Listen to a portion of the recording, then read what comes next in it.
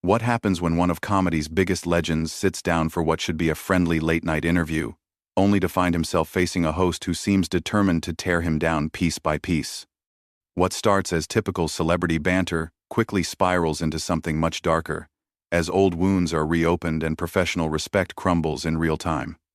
The tension in the studio becomes so thick you could cut it with a knife, and by the end, one of these comedy giants will storm off stage, leaving everyone wondering what they just witnessed. But before we dive into this incredible story, make sure you hit that subscribe button and drop a comment below telling me which late-night host you think handles controversial guests the best, because trust me, you're going to want to discuss this one. The Late Show with Stephen Colbert was running like clockwork that evening. The audience was buzzing with anticipation as they waited for the night's biggest guest, Eddie to make his entrance.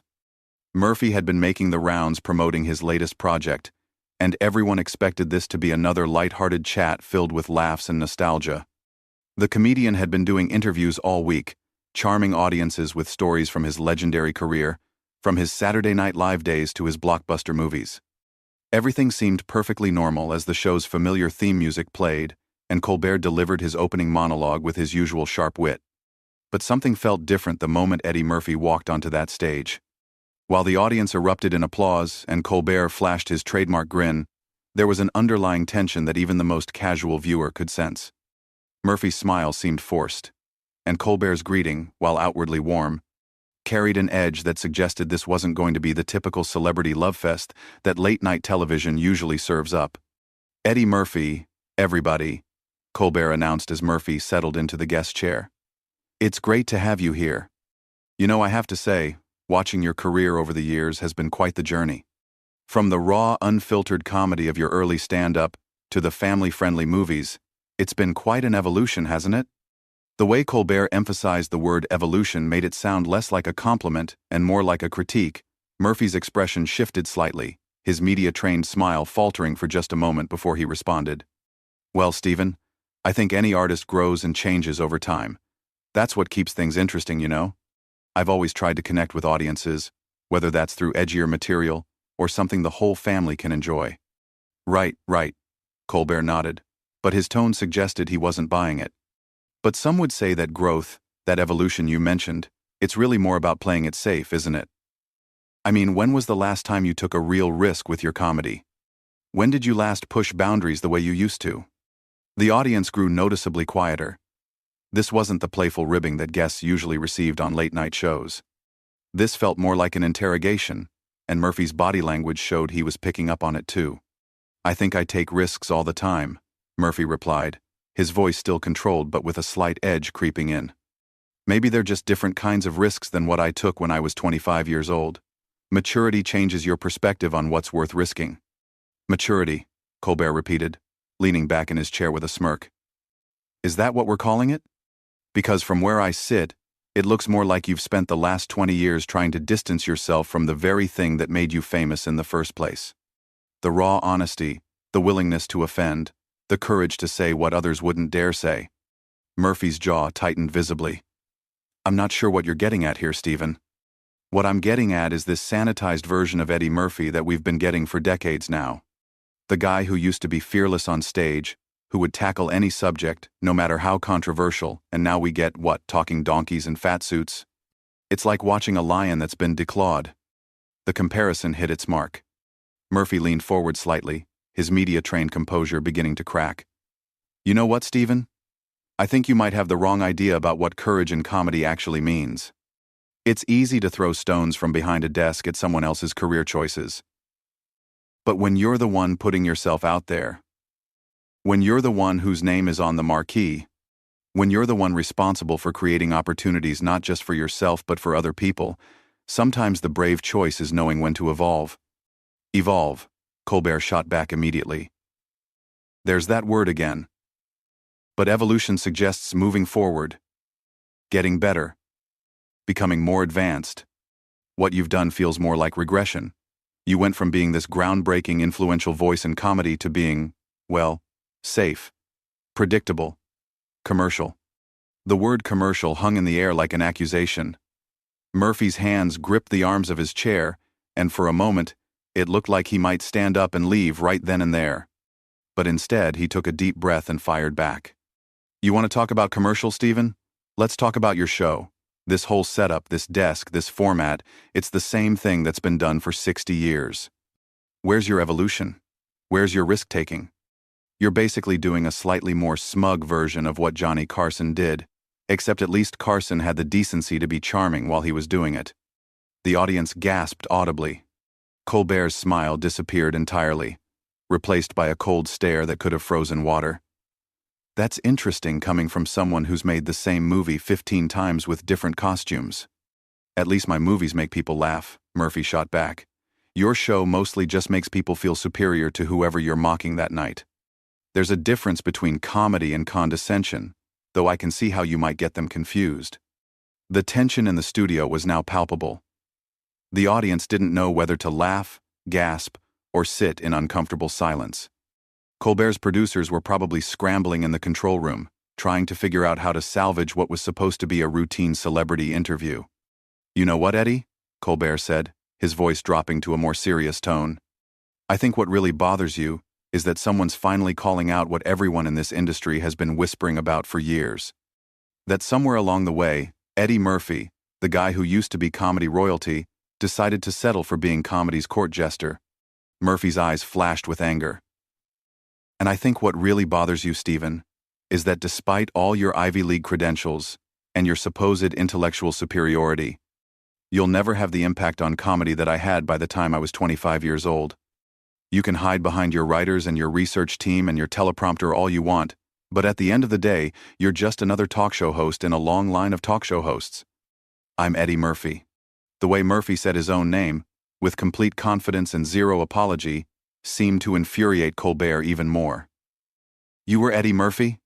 he corrected. "Now you're just someone trading on past glory while refusing to acknowledge that your best days are decades behind you." That was the line that shouldn't have been crossed. Murphy stood up from his chair, and the entire studio fell silent. The cameras kept rolling, capturing every moment of what was quickly becoming one of the most uncomfortable television moments in recent memory. The silence in the studio was deafening as Murphy stood there, towering over Colbert's desk. For a moment, it seemed like he might actually walk away right then and there.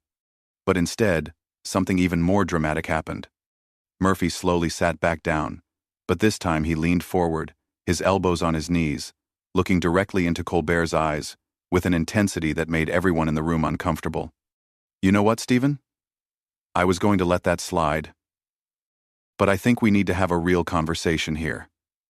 You want to talk about my best days being behind me? Let's talk about what those days actually were. Let's talk about a 20-year-old kid from Roosevelt, Long Island, who walked into Saturday Night Live and changed comedy forever. Let's talk about someone who created characters that are still being quoted 40 years later. Mr. Robinson's Neighborhood, the Buckwheat sketches, Mr. Rogers' parodies that were so good they made Eddie Anderson himself laugh." Colbert tried to interrupt, but Murphy held up a hand and continued, his voice getting stronger with each word. "Let's talk about Raw and Delirious, two comedy specials that redefined what stand-up comedy could be. Not just for black comedians, not just for edgy comedians, but for all comedians. I didn't just push boundaries, Stephen. I obliterated them and then redrew the map. And you want to sit there and tell me about courage? About risk-taking? Those were different times," Colbert interjected, but his voice lacked the confidence it had earlier. "What worked then wouldn't work now. Society has evolved." "Society has evolved?" Murphy laughed, but there was no humor in it. "Society has gotten scared, you mean? Comedy has gotten timid. And shows like yours are part of the problem. You sit behind this desk every night, taking safe shots at easy targets, preaching to a choir that already agrees with you. Where's the risk in that? Where's the boundary pushing in, making fun of politicians that half your audience already hates?" The audience was completely silent now, hanging on every word. This had gone far beyond typical late-night banter. This was a masterclass in verbal warfare, and Murphy was just getting started. "You want to know why I made those family movies? Because I had something to prove that you'll never understand. I had to prove that a black comedian from New York could carry a $100 million movie. I had to prove that I could make white kids in suburban theaters laugh just as hard as black kids in inner-city theaters. I had to prove that I could be more than just the angry black comedian that white audiences felt safe laughing at because I was contained on a stage. Colbert's face was getting redder by the minute. So you're saying your artistic choices were driven by race? I'm saying my artistic choices were driven by reality. Murphy fired back immediately. Something you've never had to deal with. You think I wanted to put on fat suits and play multiple characters? You think that was my artistic vision? That was me proving that I could disappear so completely into characters that audiences would forget they were watching Eddie Murphy. That was me showing range that most comedians could never dream of. But at what cost? Colbert pressed, apparently unable to help himself. You went from being this authentic voice to being this calculated entertainer. Murphy's laugh was sharp and bitter. Authentic? You want to talk about authentic? What's authentic about you, Stephen? What's authentic about this whole setup? You're playing a character right now. The concerned interviewer, the thoughtful host, the guy just asking the tough questions. But we both know what this really is. This is you trying to take down someone you see as comedy old guard to make yourself feel more relevant. That's ridiculous, Colbert said, but his denial sounded weak. Is it? Because from where I'm sitting it looks like you've built your entire career on being the smartest guy in the room. The one who gets to explain to everyone else why they're wrong. And maybe that works with politicians and authors and whatever other guests you usually have on here, but I've been in this business longer than you've been out of college, and I can smell insecurity from a mile away. The camera operators were getting incredible footage. Every expression, every micro-reaction, every moment of tension was being captured in high definition. Colbert's producers had to be having heart attacks in the control room, but they couldn't look away either. You know what your problem is, Eddie? Colbert said, his voice getting colder. You can't handle the fact that comedy moved on without you. The Eddie Murphy style of comedy, the shock value, the offensive material, the crude humor, it's not what audiences want anymore. They want something smarter, more sophisticated, more socially conscious. More socially conscious? Murphy repeated, his voice rising. You mean more sanitized, more focus grouped, more approved by committees of people who have never made anyone laugh in their entire lives. You think your comedy is sophisticated? Your comedy is comedy for people who are afraid to laugh too hard in case someone thinks less of them. At least my comedy doesn't rely on outdated stereotypes and offensive caricatures, Colbert shot back. That was another line that shouldn't have been crossed. Murphy stood up again, but this time he didn't sit back down. He walked around the desk, getting closer to Colbert, and the host visibly tensed up. Outdated stereotypes? Murphy's voice was dangerously quiet now. You want to talk about stereotypes, Stephen? How about the stereotype of the condescending white liberal who thinks he knows what's best for everyone? How about the stereotype of the privileged guy who went to fancy schools and thinks that gives him the right to lecture people who actually came from something? I never claimed to come from anything other than what I came from, Colbert said, but he was clearly rattled now. No, you just act like where you came from makes you more qualified to judge where I came from. You act like your perspective is more valid, more enlightened, more evolved. But here's what you don't understand about evolution, Stephen. Real evolution isn't about becoming what other people think you should become. Real evolution is about becoming who you were meant to be, despite what other people think. Murphy walked back toward his chair, but he didn't sit down. Instead, he stood behind it, gripping the back with both hands. I evolved from a kid who had nothing to someone who could create opportunities for hundreds of other people. I evolved from someone who was told he'd never be more than a novelty act to someone who proved that comedy has no color, no boundaries, no limits, except the ones we impose on ourselves. You evolved from someone with potential to someone who uses that potential to tear down the people who paved the way for you to even have a show. That's not what this is about, Colbert insisted, but his voice was getting weaker.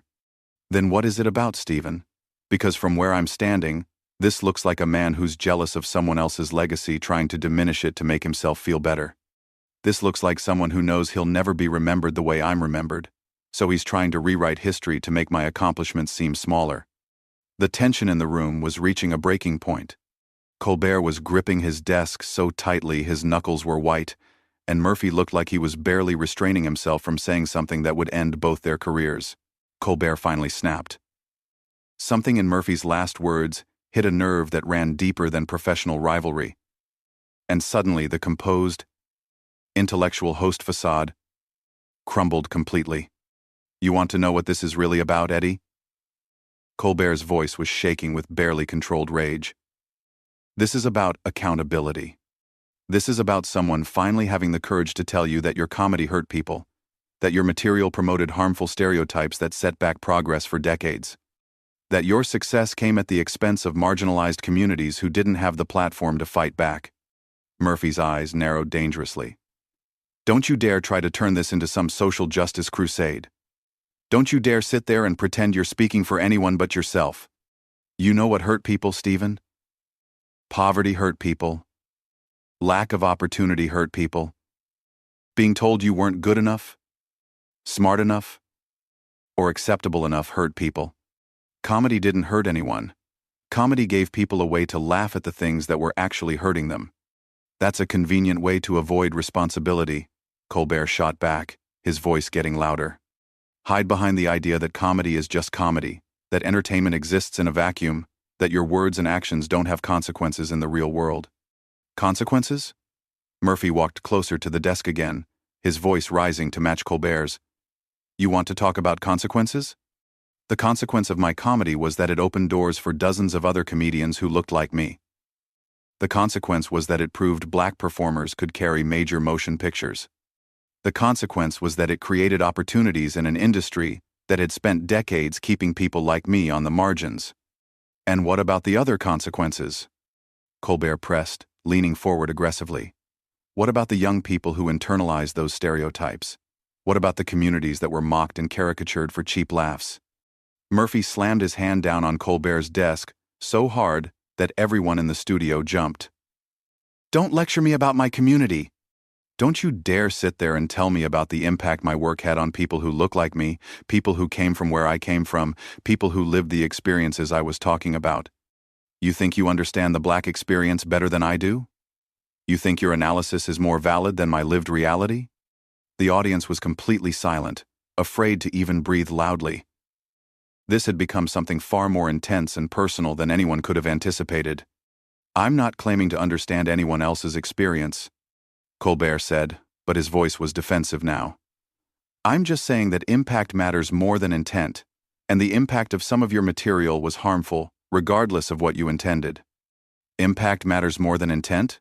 Murphy repeated, his voice dripping with contempt. "That's the kind of thinking that's killing comedy, Stephen. That's the kind of logic that says we should judge art not by what it was trying to accomplish, but by how the most sensitive person in the room might interpret it. That's how you end up with comedy that's so afraid of offending anyone that it doesn't connect with anyone.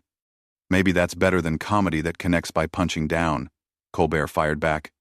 "Punching down?" Murphy's voice exploded. "Punching down? I was punching up, Stephen.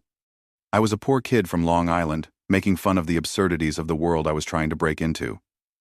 I was commenting on my own experiences, my own community, my own struggles. The only person punching down here is you, using your platform to attack someone's entire life's work based on standards that didn't even exist when that work was created." Colbert stood up from behind his desk, matching Murphy's energy. "Those standards existed, Eddie. Some of us just had the courage to follow them even when it wasn't profitable." "Courage," Murphy laughed, but it was a harsh, angry sound. "You call it courage, to play it safe? You call it courage to only take risks that have been pre-approved by focus groups and social media campaigns? Real courage is getting on stage with nothing but a microphone and your own truth, knowing that half the audience might walk out but believing that your truth is worth telling anyway." "Your truth," Colbert repeated mockingly. "What if your truth hurt other people's truth? What if your platform came at the cost of silencing voices that didn't have platforms? Then those voices should have created their own platforms instead of waiting for permission," Murphy shot back immediately. "That's what I did. Nobody handed me anything, Stephen. Nobody said, 'Here, Eddie, take this career. You deserve it.' I fought for every opportunity, every stage, every movie, every moment in the spotlight. And now you want to diminish that because it doesn't fit your idea of how success should be achieved. I want to hold it accountable because success without responsibility is just selfishness," Colbert countered. Murphy stared at him for a long moment, And when he spoke again, his voice was quiet but filled with disgust. You know what, Stephen? I've spent 40 years in this business, and I've met a lot of people who didn't like me, didn't like my work, didn't think I belonged where I was. But I've never met anyone quite like you. I've never met someone who could take someone else's success and make it about themselves so completely. This isn't about me, Colbert protested. Everything is about you, Murphy exploded. This whole interview has been about you. Your moral superiority, your intellectual authority, your right to judge and condemn and lecture. You invited me on your show not to celebrate my work or even to have a real conversation about it, but to use me as a prop in your ongoing performance as the conscience of comedy. Murphy walked toward the edge of the stage, then turned back to face Colbert one last time. You want to know the difference between us, Stephen? I made people laugh when they needed it most. I gave them permission to find joy in difficult times, to see humor in their struggles, to feel less alone in their experiences. What do? You make people feel smarter than other people. You give them permission to look down on anyone who doesn't share their exact worldview. That's not comedy, Stephen. That's just intellectual bullying, with better ratings. Colbert's face was red with anger and embarrassment. If you can't handle being challenged on your material, maybe you shouldn't be doing interviews. Challenged? Murphy shook his head in disbelief. This wasn't a challenge, Stephen. This was an ambush. This was you using your show as a platform to prosecute someone for the crime of being successful in a way you don't approve of. And you know what? I don't have to sit here and take it. Murphy started walking toward the exit, but Colbert couldn't help himself from getting in one last shot. Walk away, Eddie. That's what you've been doing for years anyway, walking away from anything that might actually challenge you to grow. Murphy stopped dead in his tracks. For a moment it looked like he might turn around and continue the fight. Instead, he spoke without turning back. No, Stephen. What I've been doing for years is walking towards something. Building something. Creating something that will outlast both of us. You'll spend the rest of your career tearing down what other people built. I spent mine building something that can't be torn down, no matter how hard people like you try. And with that, Eddie Murphy walked off the stage, leaving Stephen Colbert sitting alone behind his desk with an audience that didn't know whether to applaud or sit in stunned silence. The cameras kept rolling for several more seconds, capturing Colbert's face as he realized what had just happened, before finally cutting to commercial. The interview that was supposed to be a routine promotional appearance had become something much more significant. It had become a defining moment for both men, a line drawn in the sand about what comedy was, what it should be, and who gets to decide. And based on the reaction of everyone in that studio, it was clear that only one person had walked away from that confrontation with their dignity intact. So what do you think about this incredible confrontation? Have you ever seen a late-night interview go this wrong before? Drop a comment below, and let me know which moment from this clash shocked you the most. And don't forget to subscribe for more stories about the moments when Hollywood politeness falls away and we see what celebrities are really made of.